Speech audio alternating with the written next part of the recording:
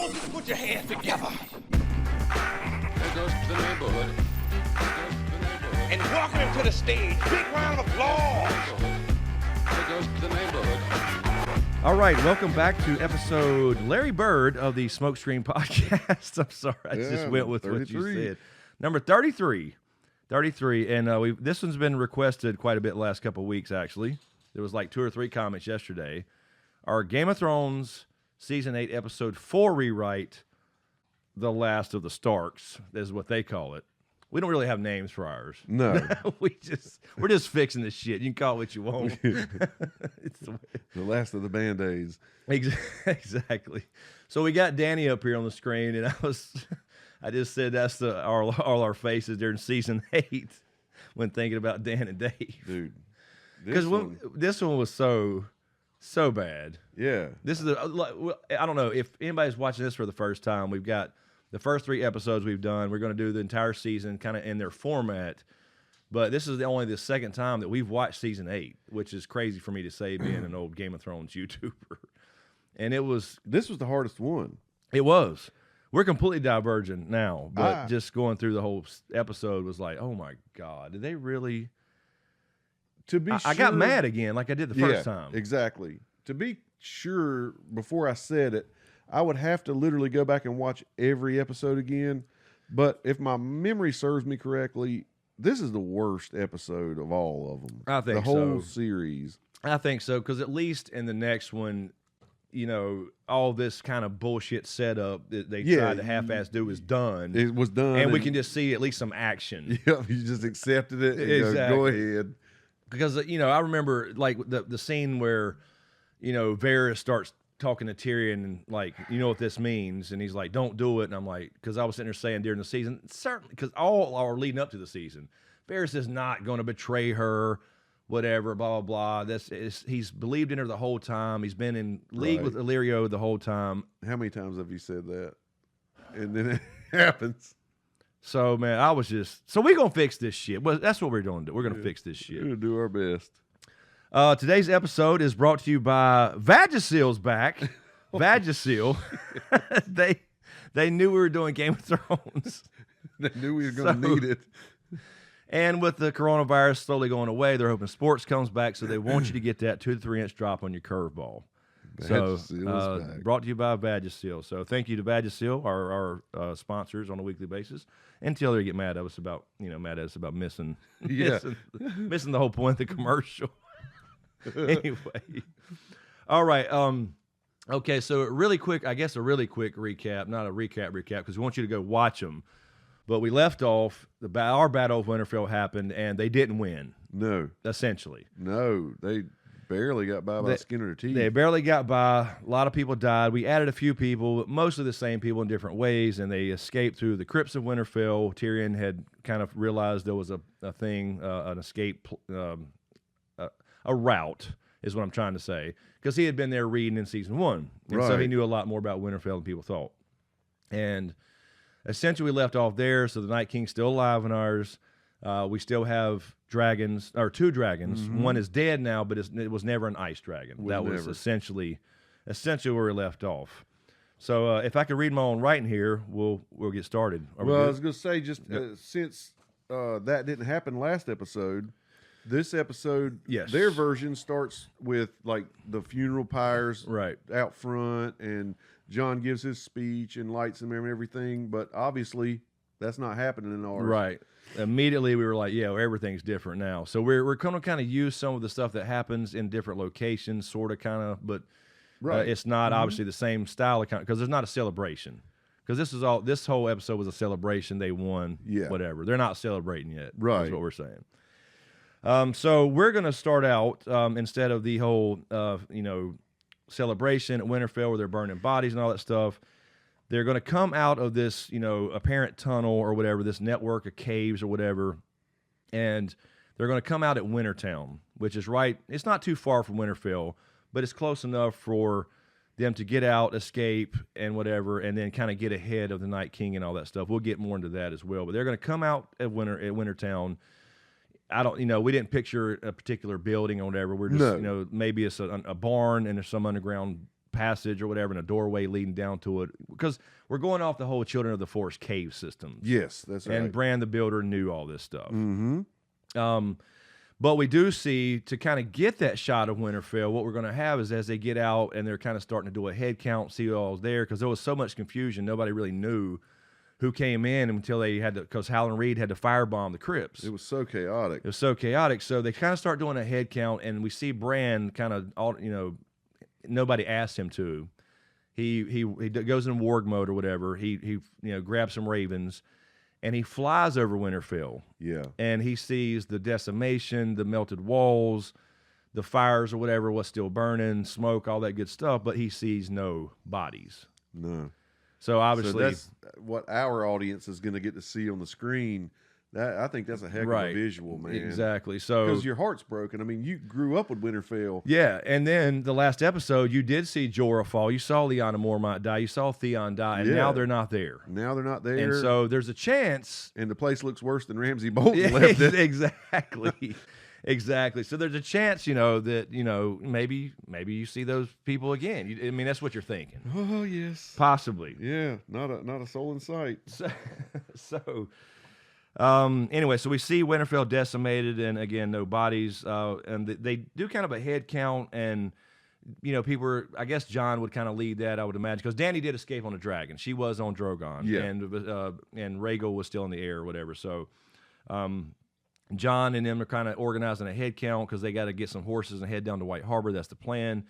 And they noticed that Varys is missing. And I think in particular we had Tyrion saying, "Where's Varys?" Right. Helping with the head count. He would be one to step up and help. We talked about like maybe somebody would call him a traitor and then Tyrion would be like, nah. Yeah, right. Yeah. So basically what we're saying is that kind of starts. They're trying to figure out who's here. They do see that Mira is among them. Well, we wanted to mention that because she was back, came with Howland Reed, but we didn't have her in the scenes particularly, but there were so many people and so chaotic. Mira is actually with them, just as a note for later. And then Bran comes out of his little warg, I guess, when Tyrion says, "Where's Varys?" whatever, and says, "We are all that survived." That's heavy, dude. It is. They were decimated, and we will mention they did have a handful of. We're not saying exact numbers, but they had a small number of Unsullied to make it, right? And Dothraki and all that stuff as well. So there's still some soldiers and Northmen and wildlings and all that stuff, but not many people. I mean, it's like they have to start going south, and they have no protection except for what they got. I mean, just whatever. So it's really bleak, to say the least. So what we had was, as they head to White Harbor now, right? They want to regroup. They are ahead of the Night King a little bit because they can move faster as a smaller group. So they are heading to White Harbor, and we do see some of the same conversations, only in not the celebratory type. Yeah. So we can have some horseback, conversations and all that stuff on the way to White Harbor. Yep. I think particular we had the Gendry Hound conversation that was similar to that when he's looking for Arya. Right. And I think you mentioned that's all you got on your mind, or whatever. That conversation that took place in theirs. He said particularly the bodies aren't even done burning, and that's also on your mind. Right. And then he says it should be. We won. We had the Gendry Hound for like the road conversation. Yeah. And then I guess Jon. We had, that was going to happen later on. So we're going to have Dany make Jon, or Dany and Jon, we said particularly, make Gendry Lord of Storm's End, but that happens at White Harbor. At White Harbor. Once they get there. Because they're essentially what we're going to do is they're going to get to White Harbor and still have a meal and stuff, but it's not a celebratory thing. Right. They have to regroup. They have to eat. They're tired. They're hungry. They're starving, all that stuff. And now we have some Manderleys at least there to kind of add to the numbers a little bit. Yeah. So now we're going down to House Manderley. We see White Harbor this time as opposed to hearing about it all the time. Right. And do some, they're going to hear the horror stories and do some politicking and shit. So. Right. So we have, obviously, Lord Manderley is hosting the gathering. Obviously, I think I told you, like, he should have been up there anyway. Yeah, that's what you said, yep. This is where we have Bronn coming in. Exactly. Bronn does show up. He has been on the way. He has we said, I think we had a handful of Lannister men or something, but not, like I said, not many. And the idea was that he realized it was his escape plan to get away from Cersei. He's not going up there to purposely kill Jaime and Tyrion. It's not just for, I want to say this stuff is not just for fan service. It's to actually finish the character arcs. Yeah, that's a good point. I'm glad you said that. Because Bronn, we saw this happen, this transition that was so good about him. Right. Getting away from the gold and all, I want a castle and all that stuff. Yes, he deserves some stuff, but he's not just about to sell out his friendships for gold. Right. This was almost like Invasion of the Body Snatchers. It really was. It was just completely a left turn from you would expect that in season 1. Right. Not season 8, where he goes up there and punches Tyrion in the face and really threatens to kill him. I know. So let me down. Because I remember in that scene, I was like, "Who is this fucker? I don't like him anymore." No, for a it's not minute, even him, for a while anyway. And then all of a sudden, at the end, of course, he's on the council. So however that works. Okay, so we're at White Harbor. We have Davos, Tyrion, and Bran. This is a similar scene that they had in Winterfell. Davos says something to the effect of, "Where was the Lord of Light?" Very similar to what he said. Now basically they won, and the other one he's like, "Well, where's he at now?" We win his battle, yes, and then he fucks off. So he says something like, "Where was the Lord of Light?" I love this scene. And then the camera simply just pans over to Bran. Yeah. So it was very similar in the way they had it in Winterfell when Bran was involved in the conversation right after. Yeah. But this time it's just a pan over to Bran as Davos is asking Tyrion that. That's right. So wink, wink. Yeah, little wink, wink. And I want to say, we may not pay everything off, but we want to, give you some ideas and let people interpret things. Right. I'm giving you price of admission. Exactly. Stick with me all these years. The other thing some shit. Exactly. Gendry and Arya. Okay, so they do have this conversation at White Harbor. We had this as the same scene, but this time she's not so like that's not me type of thing. She's like, you know what? Let's just get through this and survive King's Landing first. That's all. It's not a yes. It's not a no. Right. He just became Lord. He's excited. He proposes. He loves her. Blah blah blah. Right. And she's just. She's not so weird. Yeah. Like she's starting to get tired of this fighting shit. No shit. Now we want to use her still because she's a badass. She is a badass, but I think that makes more sense for her character. Is she the person that's going to be like, okay, I'm going to hit it, quit it, and then ask you to fight to the death again? Right to the edge of death again, break your heart, and then send you down there to fight. Yeah, she's the one that let's wait till this chills out. Because let's be real. She would catch some feelings too. Exactly. I mean, come on. Both of them are young. It was her first. All that stuff. Let's just be real about it. So it's not so black and white. Like I'm already this stone cold. I cannot ever be a lady. No. But it's not a yes either. It's not a yes either. That's all. That's all we're saying. It'll be more of a natural conversation. She's still tough as nails. Absolutely. And we're going to use her. Absolutely. So then we go to the planning table, very similar to Winterfell, but again, it's at White Harbor, so they're planning for what to do next. They're trying to, because remember, John's coming out of this like, I couldn't kill him. I stuck him.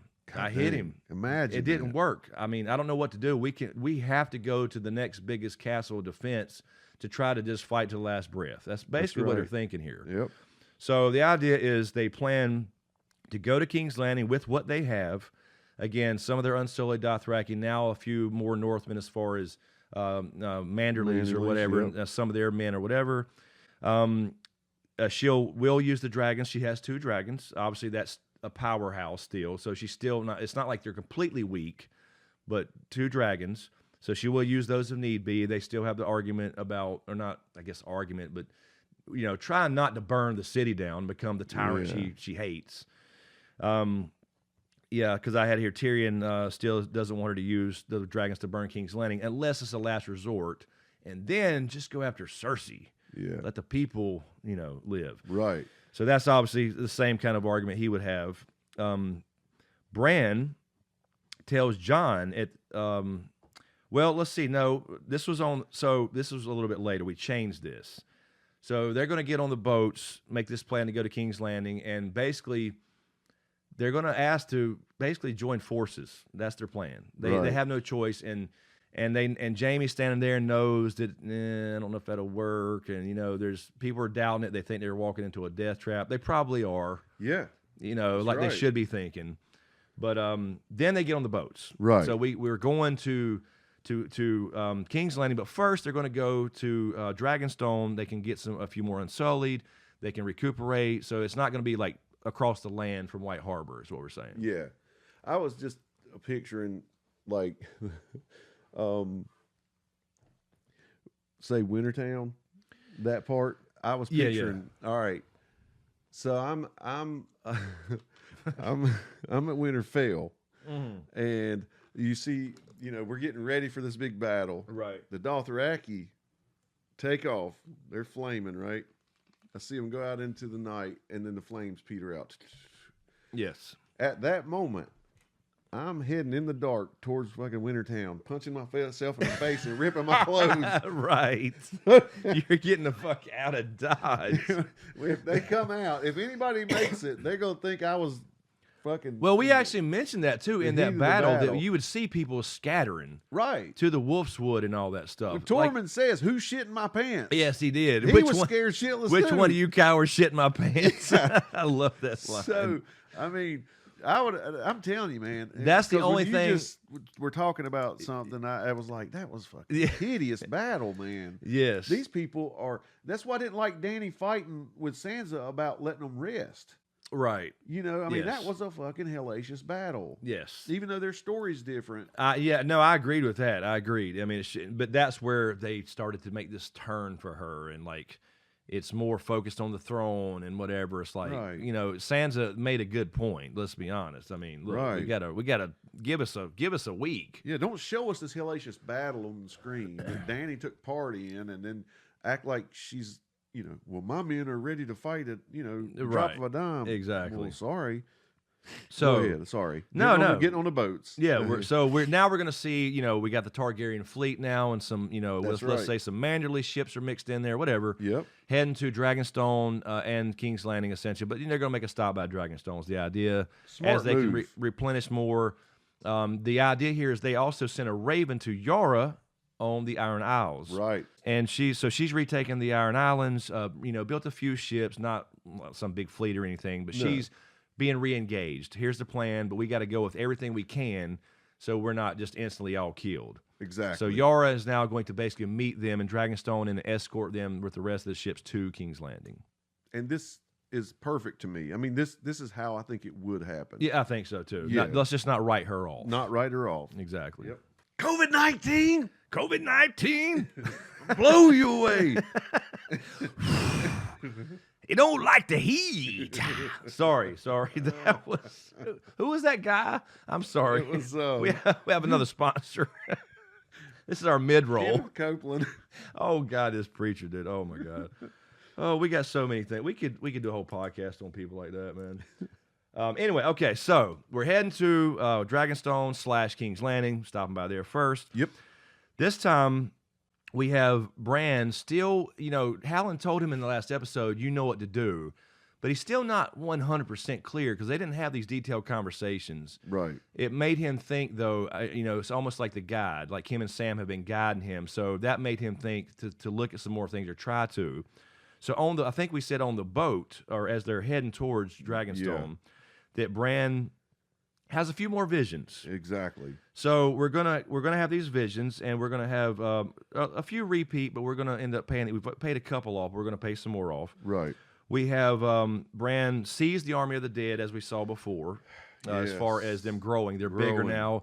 Maybe, I mean, if you can choose to maybe zoom in and see a couple familiar faces, maybe. Exactly. That's what I think. Kind of like when they saw it marching by the mountain. Yeah, with the shaped like an arrowhead. Like an arrowhead? Yeah. That kind of view, see it growing now and everything? Yes. So and now zoom you in have on a couple. all those bodies, except for obviously the ones that were hit by dragon glass. We're assuming they can't reanimate again. I think that's the rule. So he sees the army of the dead growing, and, that could be some crow stuff too. We see, again, fire spreading over water. We've mentioned this in episode 2 or 3, whatever it was. That's right. We see another kind of a rehash of the bloody stomach, similar to Lyanna as at the Tower of Joy. We have burned them all. Again. We repeat and burn them all. We have the Night King creation at the tree again. Yes. At the particular god's, the heart tree up north, wherever that was, the weirwood. Mm-hmm. And then we see now the burning tree we just saw in episode 3 at Winterfell. So awesome. So we got the Winterfell heart tree on fire that Bran sees with these visions now. So we've added an extra one. Right. So he sees these in flashes really quickly, and this happens on the boat. And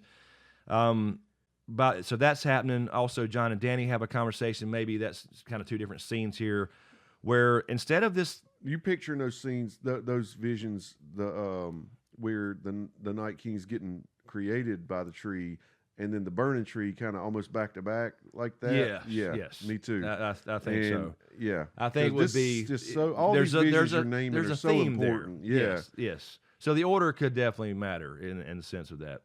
John and Danny also have a conversation on this boat on the way, and it's similar because but it's not this whole, I don't want it, whatever. It's look, we're going to rule together, right? Because we're a team. I mean, we're in love. I think the plan was to live together, right? And if we get married, you're going to be a king. So let's just do it together like we should. And like just like Tyrion said 3 different times. And then she's like, yeah, you're right. Yes. Damn it.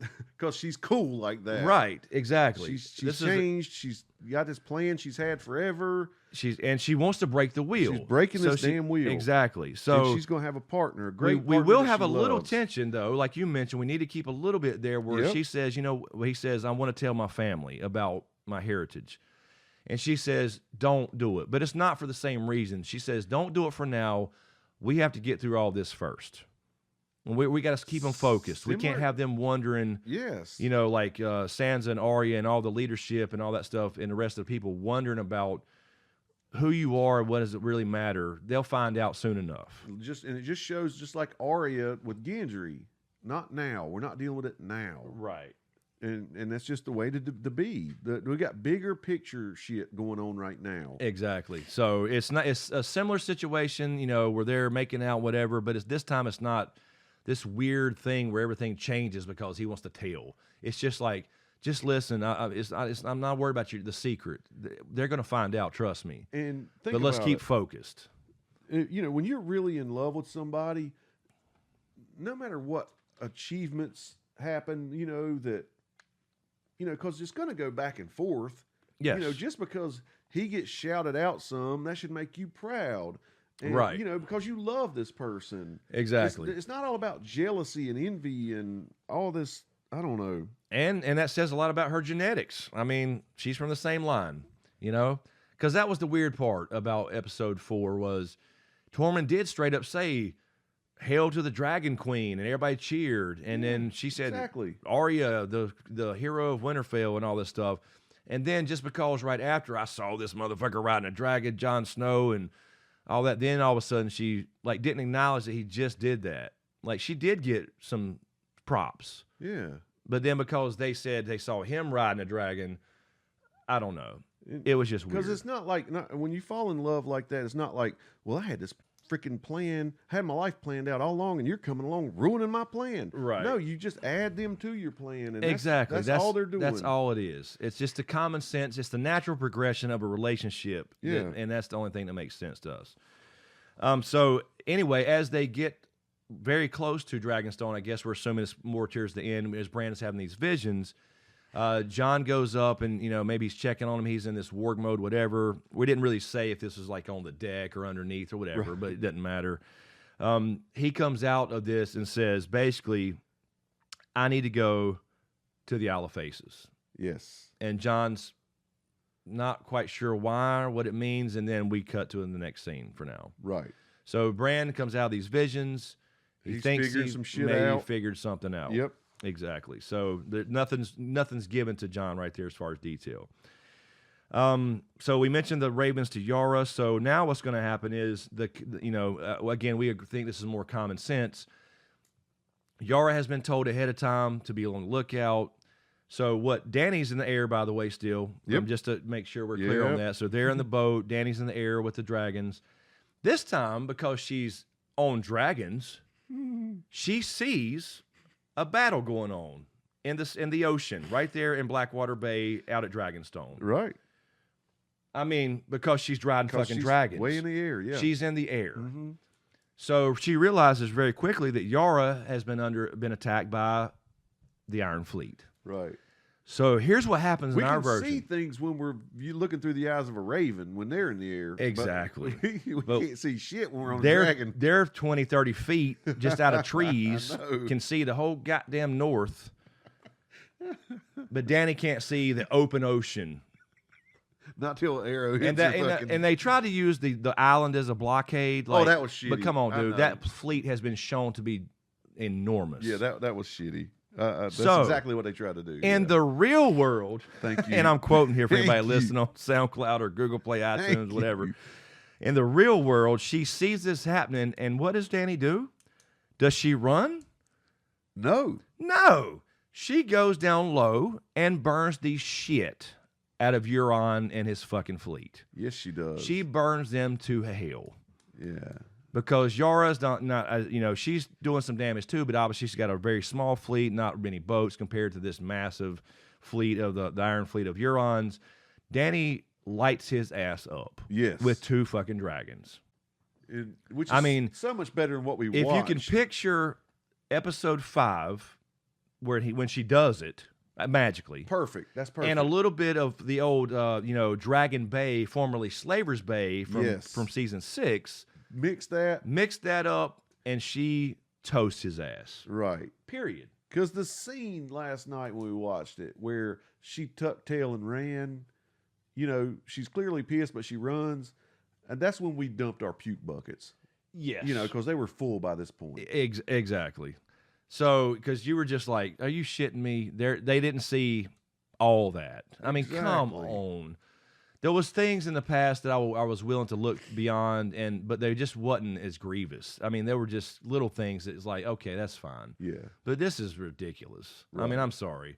I know people think we got negative, or I got negative. Well, listen, I don't get it. Listen, brother. Okay, I know we hadn't got there yet, but I mean, come on. This is they know. They're acting like, okay, her kid gets killed and falls from the sky, but that's not enough to make her burn some shit. No. Oh no. Oh, her translator gets her head cut off, and that's enough to make her fucking go crazy and burn shit. I mean, and that is bad, but I'm just saying that was her kid falling from the sky.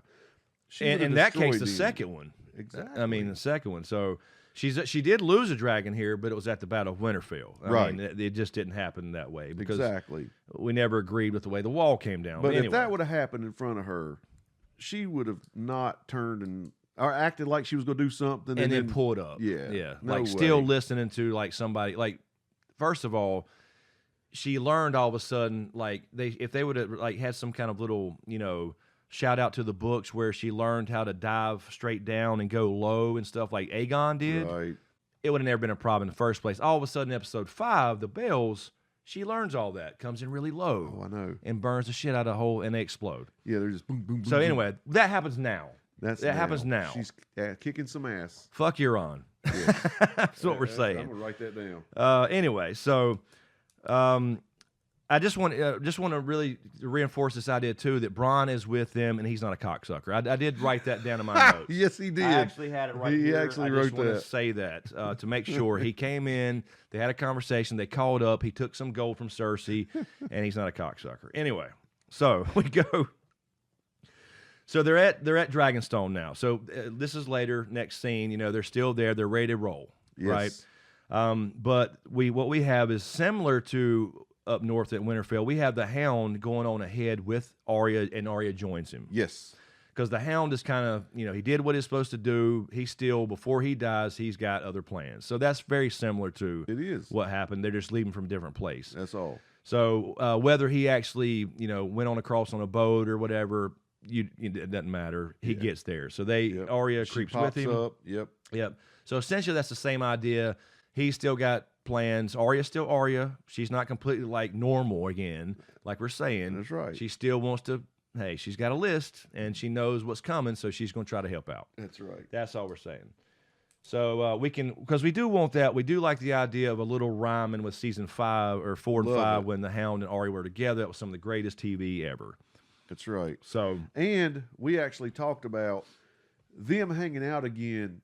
Gives him a chance to still give her that speech, but throw Gendry in there. She's going to be like, you believe that bastard proposed? Yes. And he's going to be like, hey, that's not so bad. Think about it.